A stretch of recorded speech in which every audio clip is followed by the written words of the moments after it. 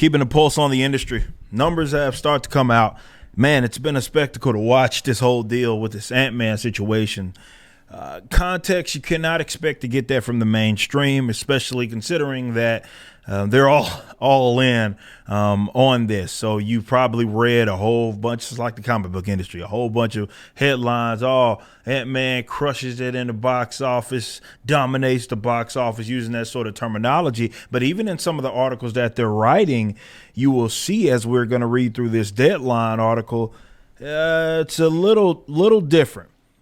It says right here, and this is reported from Deadline. It looks like internationally, let's start from the beginning. The new Ant-Man movie has landed an estimated $225.3 million global opening through Sunday. And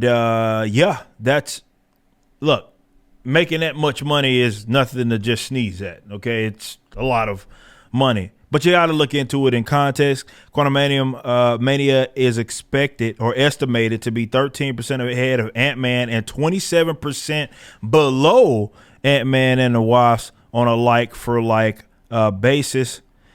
And this has a Chinese release. It's also tracking even lower than what Black Panther did. So if it doesn't get like what Avatar happened with, who knows, I doubt that happens, where you start to get stronger as the movie gets around, and the reviews, which have seemed to come out from even the Shields, as just being mundane at best. So I don't think you're going to get like a huge follow-up with the second week, but you always have to leave that open for a possibility.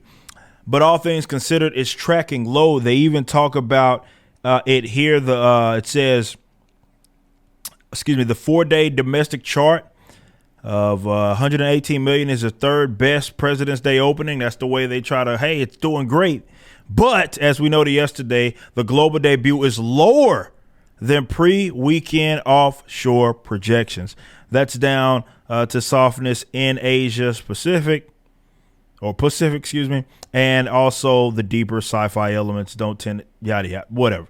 Basically, it's not doing what they thought that it was going to do. The latter came in with 19.2 sharply off the low end of the expected range between 35 million and 55 million.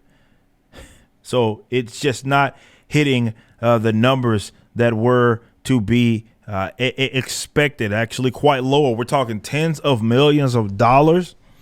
It's just not, comparatively speaking, even to the Marvel Cinematic Universe's own kind of standards, and we're going to talk about that in a little bit, this movie is not tracking that well. It's tracking right now as if it's going to be more of a $600 million movie. And, when you consider how much they spent, and I think with this one, it's safe to say that they spent even more on advertisement than they had before on some of the other movies, considering that you had that big, Super Bowl like commercial, and that probably ran them like $20 million alone off of that. So if it does make money, it'll more than likely be barely. So let's talk about that, though, in terms of the standards, right?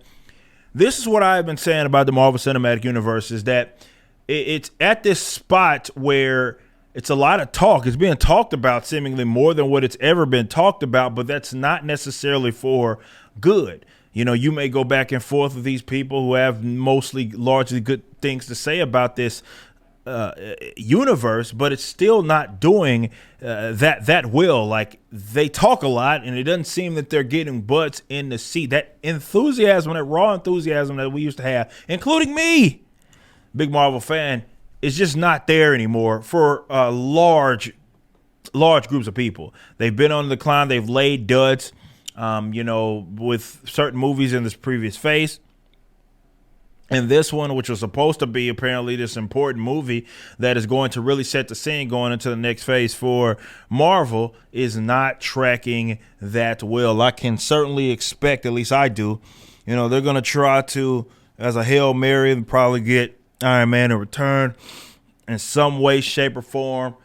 start to really appeal to the nostalgia aspect of it, because it's just not going well. And how do you get that enthusiasm back? And then we could talk about the quote unquote woke stuff, but it's not just that. These content problems, much like the comic books, have its larger issues that are at play here. Marvel in itself. Rob Liefeld had a tweet about this, obviously a polarizing figure maybe in comics, but nonetheless, I certainly agree with his approach, where he's talking about like Marvel's moved away from what made them great. And the comic book movies in general, and that is referencing the source material. You're not getting much of that really hardly at all anymore. It's more of just a free-for-all. The characters may be them in name, maybe in suit, but as far as some of these main storylines, for example, that made Marvel, these were storylines, not that they were one-by-ones, but they were pulling from the source material, whether it be with Ultron, whether it be with obviously the Infinity War, or Infinity, which is essentially the whole Infinity Gauntlet arc was basically the whole lead up for Thanos. Like, they were really pulling from that and the Disney Plus stuff, which they should have been able to use to really hash out those stories. They're wasting them just trying to bring in characters that absolutely nobody's interested in. And we've seen certainly where they've been going in terms of the content in delaying, because they're trying to cut down on spending.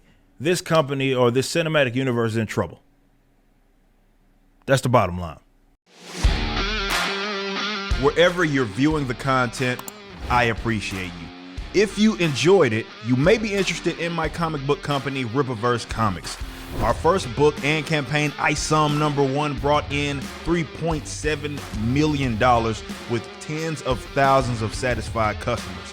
Visit Rippaverse.com to check out our store and stay up to date with the latest campaigns from one of the hottest new comic book companies. Also, my first big step towards a parallel economy was the development of my personal website, ericdjuly.com. This entirely replaced my Patreon. Now, if you enjoy this content, please consider becoming a member over at the website. We have an ever-expanding list of perks for various membership tiers, a forum, and a phone app.